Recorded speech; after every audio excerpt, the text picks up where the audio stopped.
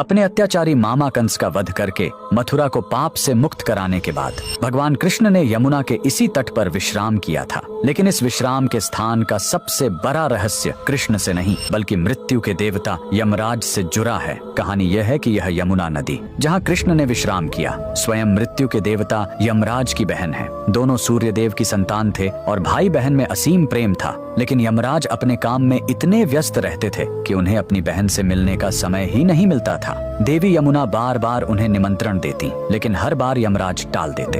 अंत में एक दिन यमुना ने अपने भाई को वचन से बांध लिया और यमराज को उनसे मिलने आना ही पड़ा।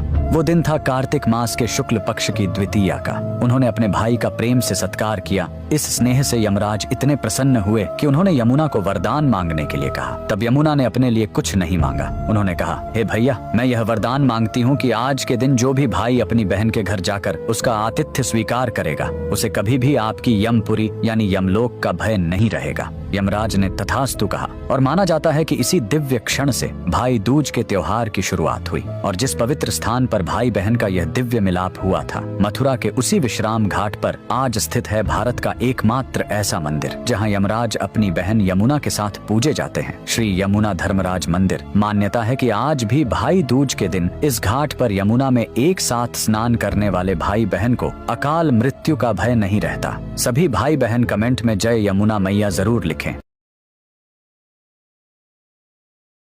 यमराज से जुड़ा है। कहानी यह है कि यह यमुना नदी जहाँ कृष्ण ने विश्राम किया स्वयं मृत्यु के देवता यमराज की बहन है। दोनों सूर्य देव की संतान थे और भाई बहन में असीम प्रेम था। लेकिन यमराज अपने काम में इतने व्यस्त रहते थे कि उन्हें अपनी बहन से मिलने का समय ही नहीं मिलता था। देवी यमुना बार बार उन्हें निमंत्रण देती, लेकिन हर बार यमराज टाल देते।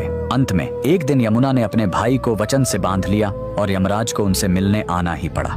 वो दिन था कार्तिक मास के शुक्ल पक्ष की द्वितीया का। उन्होंने अपने भाई का प्रेम से सत्कार किया। इस स्नेह से यमराज इतने प्रसन्न हुए कि उन्होंने यमुना को वरदान मांगने के लिए कहा। तब यमुना ने अपने लिए कुछ नहीं मांगा। उन्होंने कहा, हे भैया, मैं यह वरदान मांगती हूँ कि आज के दिन जो भी भाई अपनी बहन के घर जाकर उसका आतिथ्य स्वीकार करेगा उसे कभी भी आपकी यमपुरी यानी यमलोक का भय नहीं रहेगा। यमराज ने तथास्तु कहा और माना जाता है कि इसी दिव्य क्षण से भाई दूज के त्योहार की शुरुआत हुई। और जिस पवित्र स्थान पर भाई बहन का यह दिव्य मिलाप हुआ था, मथुरा के उसी विश्राम घाट पर आज स्थित है भारत का एकमात्र ऐसा मंदिर जहां यमराज अपनी बहन यमुना के साथ पूजे जाते हैं, श्री यमुना धर्मराज मंदिर। मान्यता है कि आज भी भाई दूज के दिन इस घाट पर यमुना में एक साथ स्नान करने वाले भाई बहन को अकाल मृत्यु का भय नहीं रहता। सभी भाई बहन कमेंट में जय यमुना मैया जरूर लिखें।